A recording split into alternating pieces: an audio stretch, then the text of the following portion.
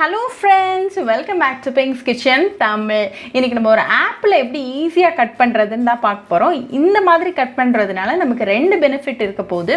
ஒன்னு வந்து ஆப்பிள் அந்த ஃப்ளஷ் வந்து நம்ம கட் பண்ணும்போது யூசுவலா கொஞ்சம் வேஸ்ட் ஆகும். அந்த வேஸ்டேஜ் வந்து நம்ம அவாய்ட் பண்ணிரலாம். செகண்ட் பெனிஃபிட் என்னதுன்னா நம்ம கட் பண்ணி வச்சிருக்கிற அந்த ஸ்லைசஸை திருப்பி அகைன் அதே மாதிரி வச்சிரலாம். அதனால உங்களுக்கு வந்து 8 மணி நேரம் வரைக்கும் ஆப்பிள் ஃப்ரெஷ்ஷாவே இருக்கும். இது ரொம்பவே ஹெல்ப்ஃபுல்லான ஆப்பிள் கட்டிங் ஹேக். ஸோ இதை எப்படி பண்ணுறதுன்னு பார்க்குறதுக்கு முன்னாடி இதுக்கு தேவையான பொருட்கள் என்னென்னு பார்த்துட்டு வந்துடலாம். இன்றைக்கி நான் ஒரு ஃப்ரெஷ்ஷான ஆப்பிள் எடுத்திருக்கேன்.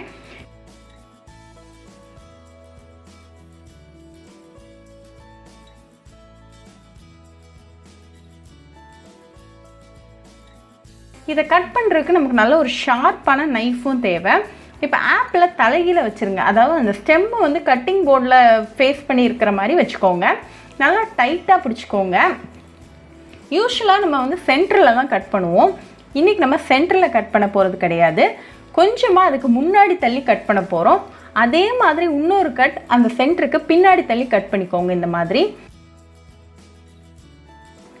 இப்போ ரெண்டு ஸ்லைசஸையும் பழையபடி அதோட பிளேஸில் வச்சுட்டு ஒரு 90 டிகிரி திருப்பிட்டு அதே மாதிரி கட் பண்ண போகிறோம். சென்டருக்கு முன்பகுதியில் ஒரு கட், பின் பகுதியில் ஒரு கட். இப்போ கையை எடுத்துடலாம். 8 ஸ்லைசஸாக சூப்பராக கட் ஆகிருக்கு. எந்த ஸ்லைஸ்லேயுமே அதோட கோர் இல்லாட்டி சீட்ஸ் எதுவுமே கிடையாது. நம்ம ஒரு 4 கட் தான் பண்ணியிருக்கோம். அதில் நமக்கு ஒரு 8 ஸ்லைசஸ் ஆஃப் பீஸஸ் சூப்பராக ரெடி ஆகிருக்கு. அதே நேரத்தில் உங்களுக்கு அந்த உள்ளே இருக்க சீட் பகுதி, அதாவது வேஸ்ட்டாக இருக்கக்கூடிய பகுதி செப்பரேட்டாக தனியாக ஈஸியாக வந்துருச்சு.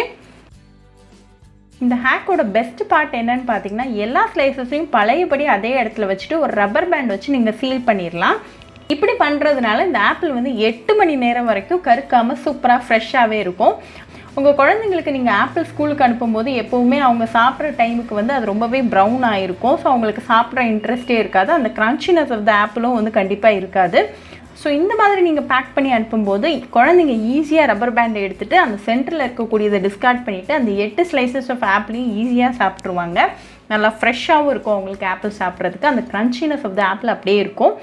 ரொம்பவே ஈஸி அண்ட் ஹெல்ப்ஃபுல்லான ஆப்பிள் கட்டிங் ஹேக். ஸோ கண்டிப்பாக அந்த ஆப்பிள் கட்டிங் ஹேக் உங்கள் வீட்டில் ட்ரை பண்ணி பாருங்கள். ட்ரை பண்ணிவிட்டு எப்படி இருந்துச்சுன்னு எனக்கு கமெண்ட்ஸில் சொல்லுங்கள். இன்னொரு சூப்பரான ரெசிபியோட உங்களை பார்க்குற வரைக்கும் பாய் ஃப்ரெண்ட்ஸ். உங்களுக்கு இந்த வீடியோ பிடிச்சிருந்தா லைக் பண்ணுங்கள், ஷேர் பண்ணுங்கள், கமெண்ட் பண்ணுங்கள் அண்ட் மறக்காமல் சப்ஸ்கிரைபும் பண்ணிடுங்க. கூடவே பக்கத்தில் இருக்க பெல் ஐக்கானையும் கிளிக் பண்ணிக்கோங்க. அப்போ தான் நான் போடுற வீடியோஸ் எல்லாம் உங்கள் நோட்டிஃபிகேஷனில் வரும்.